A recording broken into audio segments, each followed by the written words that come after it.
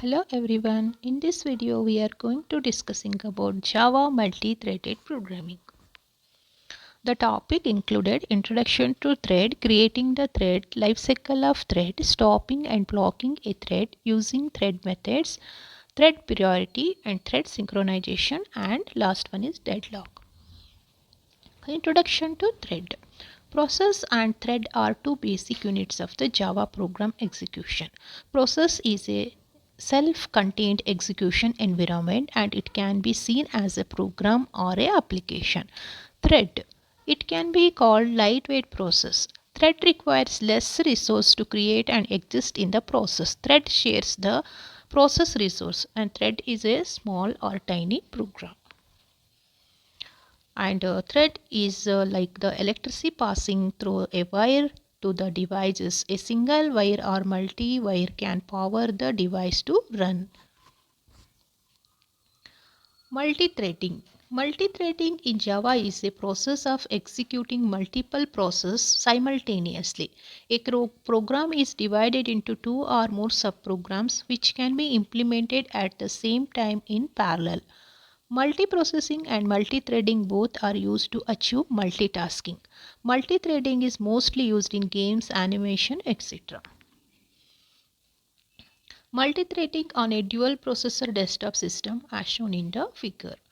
We are accessing the internet and listen the music and something we are printing and something we are typing, etc. At the same time we are doing the multiple task.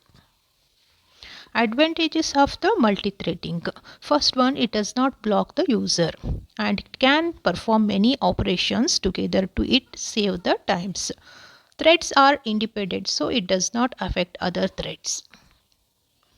How to create the thread? Threads are implemented in the form of objects.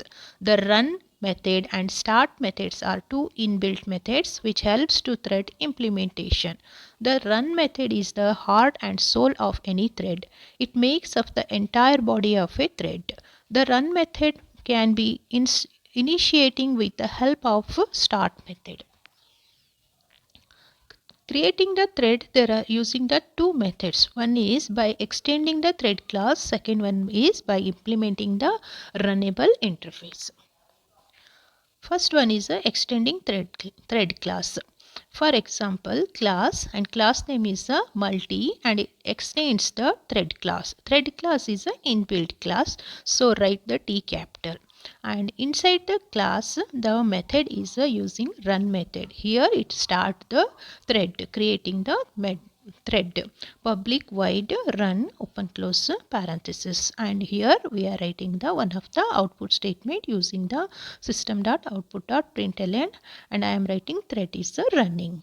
And next is the main method, and creating the object of this class is multi, and object name I am giving t1 is equal to new multi is a class name open close parenthesis semicolon. Using this object I am using start the program method, that is t1 dot start. Then executing this program, the output will be get thread is running. Second one is by implementing runnable interface. Define a class that implements the runnable interface. The runnable interface has only one method, that is run method, and that is to be defined in the main method with the code to be executed by the thread. For example of runnable interface is class name is a multi3 implements runnable, and write the run method public void run, and output statement is written here thread is running, and main method. Then creating the object of this class is multi3, and object name is m1 is equal to new class name open close brace. Then using the class implementing the class name is a thread, so using here thread T capital, and this is the inbuilt, so thread t1 is equal to new thread m1 t1 dot start, then output will be thread is running. Here life cycle of a thread. During the lifetime of a thread, there are many stages can enter. They include newborn state, runnable state, running state, blocked state, and last one is dead state. This is the diagram of life cycle of the thread. First stage is a newborn stage. The thread is born and it is said to be newborn state. The thread is not yet scheduled for running. At this state, we can do only one of the following: the schedule it for running using the start statement or kill it using the stop statement. The thread is ready for execution, waiting for the availability of the processor. The thread has joined into the queue. Running state. Thread is executing. The process has given it time to the thread for its execution. The thread runs until it gives up control on its own or taken over by other threads. Blocked state. A thread is said to be blocked. It is prevented to entering into the runnable and the running state. This happens when the thread is suspended, sleeping, or waiting in order to satisfy certain requirements. A blocked thread is considered not runnable but not dead and therefore fully qualified to run again. This state is achieved when we invoke suspend method or sleep method or wait methods. Dead state. Every thread has a life cycle. A running thread ends its life when it has completed execution its run method. It is a natural death. A thread can be killed in born or in running or even in non-runnable or blocked condition. It is called premature death. This state is achieved when we invoke stop method or the thread completes its execution. Thread methods. Thread is a class found in Java language package, and there are so many methods in a thread. First one is string get name, and the second one is void start. Next is a void run. This method is a entry point of the thread. Execution of thread start from this method. And void sleep. This method suspend the thread for maintained time during the argument sleep in microseconds. Void yield method. By invoking this method, the current method pause its execution temporarily and allow other threads to execution. Next is a join method. This method used to queue up a thread in execution. Once called a thread, current thread will wait till calling thread completes its execution. Boolean is alive. This method will check if thread is alive or dead. Stopping and blocking. Stopping a thread. To stop a thread from running further, we may do so by calling its stop method. This causes a thread to stop immediately and move it to its dead state. It forces the thread to stop abruptly before its completion. It causes premature death. To stop a thread, we use the following syntax: thread.stop method semicolon. Blocking thread. A thread can also be temporarily suspended or blocked from entering into the runnable and subsequently running state. First one is sleep method.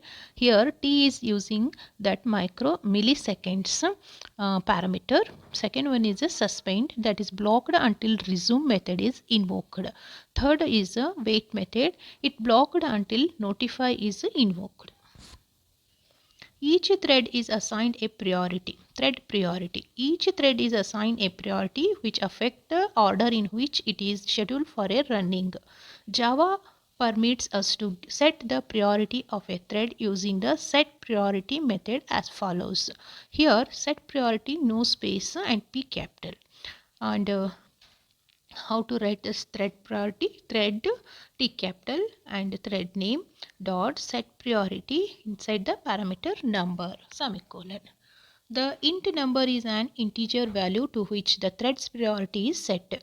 The thread class defines several priority constants. First one is public static int minimum priority is equal to 1 and normal priority is equal to 5. Maximum priority is 10. The by default setting is normal priority. Most user level processes should be normal priority. Java synchronization. Generally, threads use their own data and methods provided inside their run methods. But if we wish to use data and method outside the thread's run method, they may compete for the same resource and may lead to serious problem. Java enables us to overcome this problem using a technique known as a synchronization. For example, one thread may try to read a record from a file while another is still writing to the same file. When the method declared as synchronized, Java creates a monitor and hand it over to the thread that calls the method first time. Syntax of the synchronization is synchronized and inside of method open close braces and write the code here synchronized. Deadlock. Deadlock describes a situation where two or more threads are blocked forever, waiting for each other. When two or more threads are waiting to gain control on a resource. For example, assume that thread A must access method 1 before it can release method 2, but the thread B cannot release method 1 until it gets the holds of the method 2. Here shown in the figure, thread 1 and thread 2 is holding the object 1 and object 2, and it's waiting for unknowingly waiting for each other to other objects. Thank you for watching the video.